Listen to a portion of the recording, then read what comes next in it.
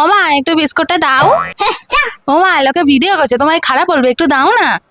So hey guys, চলে এসেছি আমি সুন্দরবনে। আর আজকে সুন্দরবনে আমার দ্বিতীয় দিনে সারাদিন কি কি খেলাম আর কোথায় কোথায় ঘুরলাম সেটা তোমাদের সাথে আমি শেয়ার করব। তো সবার প্রথম বোটে উঠে চা বিস্কুট খেয়ে চলে গিয়েছিলাম সজনেখালিতে।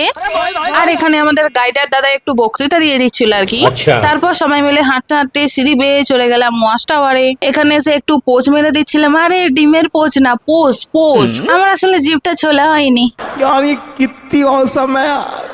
আর এখানে দেখলাম কচ্ছপগুলো জলে কুতুকুতি করছে। এরপর দেখলাম সুন্দরবনে সুন্দরী গাছ। আর দেখি একটা কুমির লজ্জা পেয়ে উঁকি মারছে।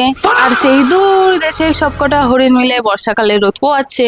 আর এখানে এই দুজন সবার থেকে বিচ্ছিন্ন হয়ে শান্তিতে দিন কাটাচ্ছে। এইসব দেখে ক্লান্ত হয়ে বোটে ফিরে আমুদি ফ্রাই খেয়ে একটা ঘুম মেরে নিলাম। এরপর চলে গেলাম লোকনাথ বাবার মন্দিরে। সেখান থেকে চলে গেলাম ডাব কাকুর কাছে। ডাব খেয়ে আবার বোটের হাওয়া খেতে খেতে ফিরে এলাম হোটেলে। বসে পড়লাম রাতের ডিনারে। মেনুতে ছিল ভাত, স্যালাড, আলুর দম আর হলো চিকেন কষা। তো আমার সুন্দরবনের রচনাটা যদি তোমাদের পছন্দ হয়ে থাকে, সাবস্ক্রাইব বাটনটা প্রেস করে দিও।